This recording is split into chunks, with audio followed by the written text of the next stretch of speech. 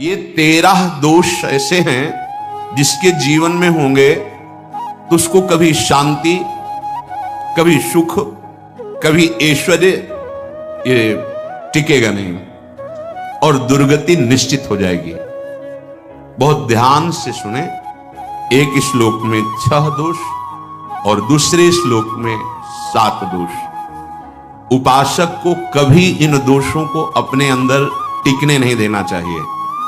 और जो संसार के मार्ग में चल रहे हैं, अगर इन दोषों में चलेंगे तो वो जो आपके पुण्य कर्मों से ऐश्वर्य है भी वो नष्ट हो जाएगा।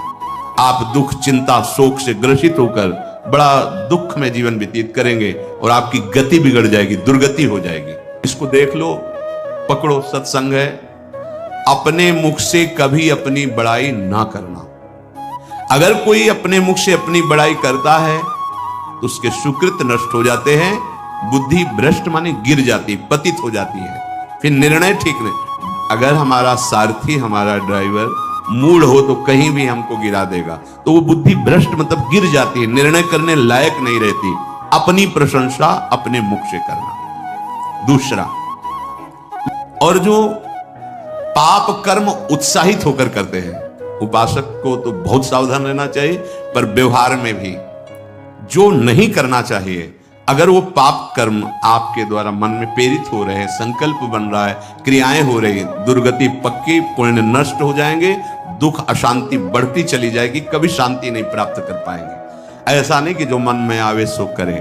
पापाचरण निडर और उत्साहित होकर करना, अगर ऐसे लक्षण है निश्चित दुर्गति होती है। ये 6। अपनी बहुत बड़ाई करने वाला अपने मुख से, लोलुपता, तनिक से अपमान में सहन ना करने वाला, निरंतर क्रोधी और आश्रित जनों की रक्षा न करने वाला, और निडर हर्षित होकर पाप कर्म करने वाला। दूसरे श्लोक में 7 है, 6 7। 1, संभोग का ही चिंतन करना, संभोग में ही मन लगाना, संभोग दूसरी स्त्रियों के साथ करने की भावना रखना। संभोग, पहला है संभोग। रात दिन बैठे बैठे बस यही चिंतन करना, गंदी बातों का, गंदी बातें देखना, गंदी बातें सुनना, गंदी बातों का चिंतन करना। फिर अन्य माताओं बहनों के प्रति काम दृष्टि से देखना। कोई आ जा रही है तो दृष्टि से, काम भाव से देखना, भोग बुद्धि से देखना, निश्चित पुण्यनाश, दुर्गति। बड़े बड़े उदाहरण इतिहास में हैं जिन्होंने ऐसा दृश्य नेत्रों से देखने की चेष्टा की, मन में संकल्प किया, भोगने का, नष्ट हो गए, चाहे वो कितने बड़े प्रतापी हो। ये दुर्योधन कोई साधारण थोड़ी है, भगवान व्यासदेव जी के द्वारा ही तो भगवान व्यासदेव जी ही इसकी उत्पत्ति का कारण है। आप देखो, इतने महान पुलस्त जी ही उत्पत्ति का कारण है रावण की। बस ये ऐसे दोष हैं जिनके कारण जीव नष्ट हो जाता है। ठीक है, धर्मयुक्त काम भगवान ने आदेश किया है। आपका पाणिग्रहण संस्कार हो गया है, संतानोत्पत्ति की भावना से कुछ पवित्र तिथियों का त्याग करते हुए चर्चा में हुई है। एक नियम है, एक आदेश है शास्त्र का। आप बहुत काम प्रवृत्ति वाले हैं तो प्रत्येक मास में जब माताएं बहनें पवित्र हो जाती मासिक धर्म से, तो जिनका पाणिग्रहण आपने किया, जो पत्नी स्वरूप है, वो ठीक है। वहां भी बार बार के लिए व्यभिचार प्रवृत्ति के लिए शास्त्र आदेश नहीं करता, संयम पूर्वक, और उसका चिंतन नहीं करना। पाणिग्रहण संस्कार है, घर में विराजमान है, एक संयम, एक नियम के अनुसार उसका चिंतन तो फिर भ्रष्ट कर देगा। चिंतन प्रभु का करना है, चिंतन प्रभु की सेवा जो आपके कर्तव्य, इसके चिंतन से बचो। घातक है, बहुत बड़ा जहर है। अगर विषय चिंतन होने लगा तो मरोगे, जिंदा जलोगे, दुर्गति भी होगी। ये अंदर की जो आग है ना, कामाग्नि, ये इतनी बढ़ती चली जाएगी, तुम्हारे होश खराब हो जाएंगे कि मुझे क्या करना चाहिए, क्या नहीं करना चाहिए। कोआ मदांधो मदना तुरोवा, अंधा हो जाएगा, नहीं दिखाई देगा अनुजा तनुजा, क्या है कौन है, कुछ नहीं, भ्रष्ट बुद्धि। संभोग का चिंतन नहीं।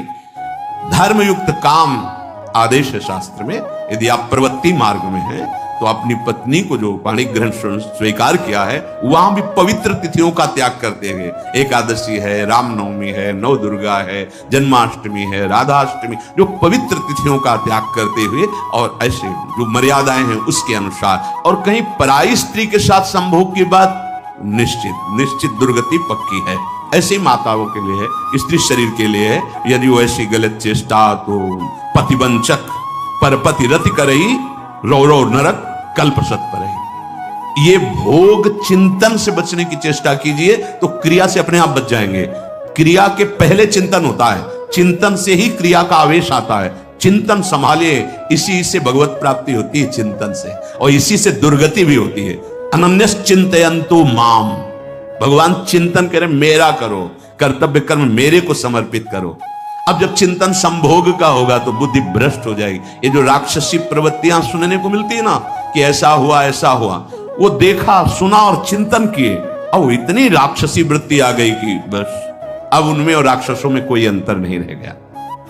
दूसरा, विषमता रखने वाला,